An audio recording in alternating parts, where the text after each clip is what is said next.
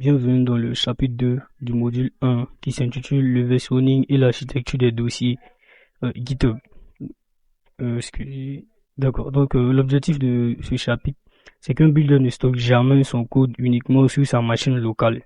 D'accord. Donc quand vous allez utiliser Antigravity pour faire le code, ça c'est sur votre machine. Mais si ça reste sur votre machine, jamais vous n'allez pouvoir déployer pour que le monde entier ait accès à ça. D'accord. Donc il n'y aura pas de lien, par exemple www.votresite.com, ça va jamais exister parce que c'est sur votre machine. Donc, le versionning via Git et l'hébergement du code sur GitHub sont les fondations de la sécurité logicielle et du déploiement continu qu'on appelle CI/CD. D'accord. Donc, ce chapitre impose la règle absolue d'isolation des environnements. Donc, il faut savoir que déjà, vous savez ce que c'est qu'une application full stack.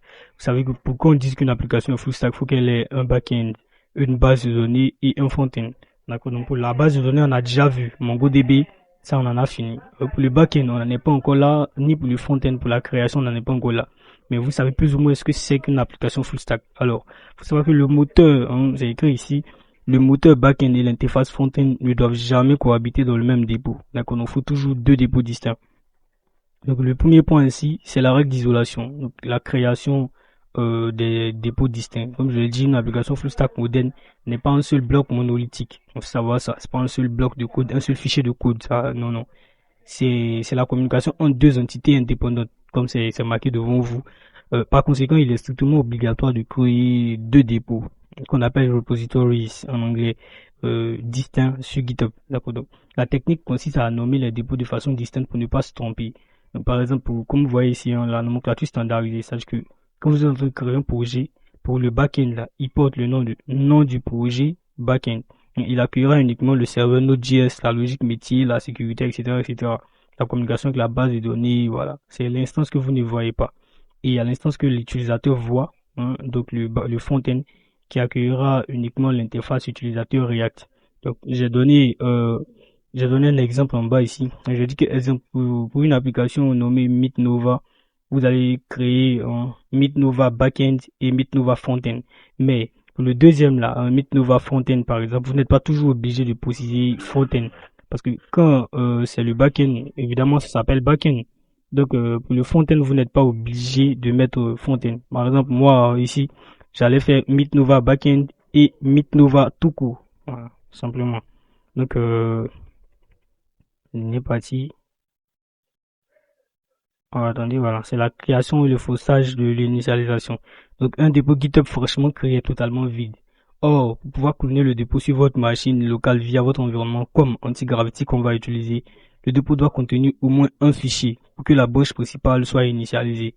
Donc, c'est ce qu'on va faire tout à l'heure. Je vais me rendre dans le navigateur. Voici les étapes qui sont ici que vous devriez suivre. Vous allez voir ça en vidéo, d'accord. Donc, je me rends directement sur mon navigateur. Vous rendez dans votre navigateur et vous cherchez GitHub. J'ai déjà fait la recherche. Chez GitHub et vous prenez le premier lien qui s'affiche là. Voilà. Une fois ici, sur la page d'accueil de GitHub, vous cliquez sur inscrivez-vous sur GitHub. Voilà, vous allez tomber sur une interface comme ça. Vous sélectionnez soit avec Google, soit en remplissant vos informations ici, donc email, mot de passe, etc. Mais pour aller vite, moi je prends Google. Et je vous recommande d'utiliser la même adresse mail que vous avez utilisée lorsque vous étiez en train de faire MongoDB. Donc c'est la même que je vais utiliser ici. Voilà, vous arrivez là, l'adresse mail est remplie par défaut, vu qu'on a choisi Google. Et là, c'est un username, un nom d'utilisateur que GitHub vous donne par défaut en fonction de votre adresse mail, mais vous pouvez modifier. Hein. Je vais prendre tout comme ça, je sais pas vraiment. Et attendez qu'il vérifie que l'adresse mail est valide. Hein. Voilà, c'est validé. Vous sélectionnez ici, vous sélectionnez votre pays. D'accord, Côte d'Ivoire. Et vous cliquez sur Create Account. Vous attendez.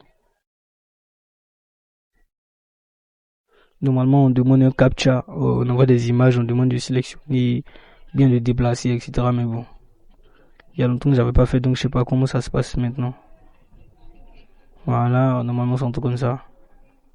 Bon, on dit que la vérification est complète et heureusement, ça va passer directement. Voilà, et c'est terminé.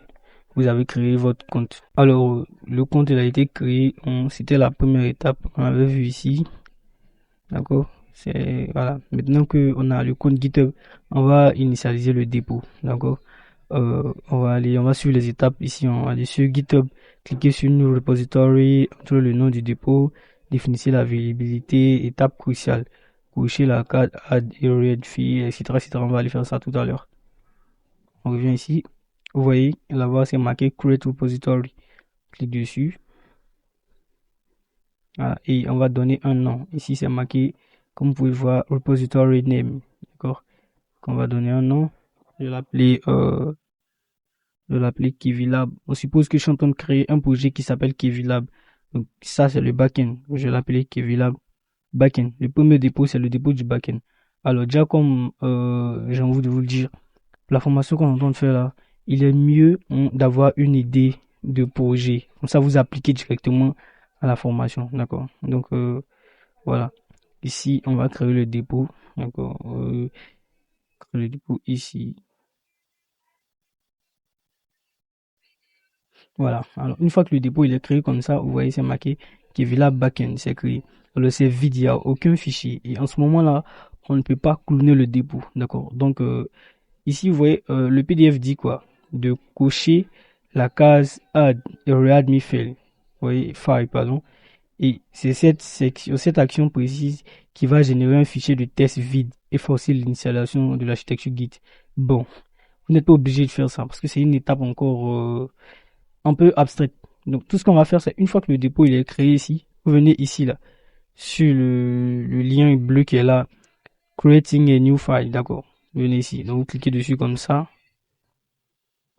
Voilà. Et le nouveau fichier, vous ne mettez rien, vous venez juste ici, où c'est marqué Name your file, d'accord, ici, vous entrez test, voilà, et vous venez ici, commit change, vous cliquez dessus, et vous cliquez encore ici sur commit change. Ça va créer un fichier vide dans le dépôt. Vous allez voir que le dépôt va changer d'apparence, vous voyez, il a changé d'apparence, d'accord, il a changé d'apparence. Et donc, on va aller créer le dépôt du front-end. On va faire les mêmes étapes. Donc, vous venez créer le dépôt du front-end. Vous venez ici, hein, sur l'icône de GitHub. Vous cliquez dessus. Ça va vous renvoyer vers la page, votre dashboard.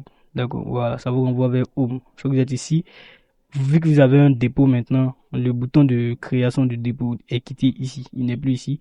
Vous voyez ici où c'est marqué New. D'accord. Donc, c'est là où vous cliquez. Voilà. On va faire les mêmes étapes. Vous allez donner un nom. Comme je vous l'ai dit, vous n'êtes plus obligé de préciser front-end, vu qu'on a déjà le back-end. Évidemment, ce qui va venir après, c'est le front-end. Donc, moi, je vais pas mettre Kevilab front-end, je vais juste mettre Kevilab. Parce qu'on suppose que le projet que je suis en train de créer s'appelle Kevilab. D'accord. Et je vais ici, hein, Create Repository, comme on l'a fait tout à l'heure. Du coup, il est créé. On va faire la même chose. On va se rendre sur Creating a new file. Hop. On va donner encore le nom de test ici. Test. On va encore commit. D'accord. Commit change. Encore commit changes. C'est les mêmes étapes qu'on fait. Voilà, vous voyez qu'encore il a changé. Donc on va se rendre sur le dashboard encore une fois. Et voilà, les deux dépôts, ils sont ici. Les dépôts sont là. Alors, ce qu'on va faire, selon le PDF, hein, selon le cours, la troisième étape, c'est la récupération des liens de clonage. Donc c'est ce qu'on va faire tout à l'heure. On se rend sur le front, le backend, pardon. On se rend sur le backend. Et le PDF dit quoi? La leçon dit, sur la page d'accueil de votre dépôt GitHub, repérez le bouton vert code. D'accord? C'est un bouton vert code. Donc on cherche et bam, le bouton vert code il est ici. C'est lui là. Vous cliquez dessus comme ça. Une fois que vous cliquez dessus, ça vous donne, ça sort ça. Alors, ne venez pas dans SSH. Ne venez pas dans GitHub Client. Restez dans HTTP. C'est marqué ici déjà.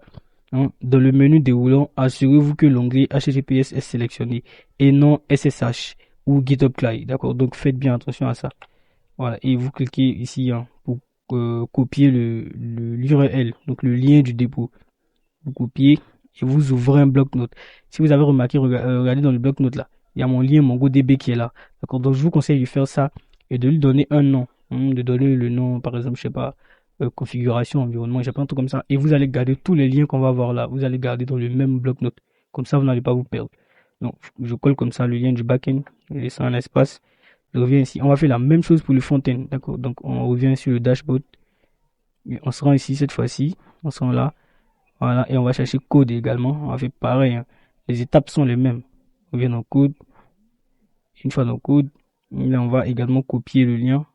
Hop, on se rend dans le bloc-notes, encore le lien. Et c'est terminé. D'accord, c'est terminé. Une fois que vous avez collé les deux liens, ça finit. Vous allez voir, c'est tout. Voilà, c'est marqué en bas ici, conserver ces deux liens. Dans le prochain chapitre, nous utiliserons ces URL exacts pour recommander à notre environnement de cloner ces dossiers sur notre machine locale, établissant ainsi le quartier général du builder. Donc, c'est l'avant-dernière étape pour, euh, pour couvrir le chapitre sur les outils à utiliser. Après ça, je crois qu'on verra anti-gravity, on pourra rentrer maintenant dans la création même proprement dite. Donc, si on veut résumer aujourd'hui, on a créé le compte GitHub, on a créé les deux dépôts, donc le front-end et le back-end d'un supposé projet que vous allez faire. On a récupéré les liens de ces deux dépôts qu'on a stockés ici. Donc, on garde tout fraîchement, hein. D'accord. Donc, le lien de MongoDB, comme vous avez pu le remarquer, il est ici. Voilà, et mes deux liens GitHub, ils sont là. Faut, vous gardez ça bien. On conserve ça fraîchement quelque part, on en aura besoin. Et donc, c'était tout pour aujourd'hui. Bonne chance à vous.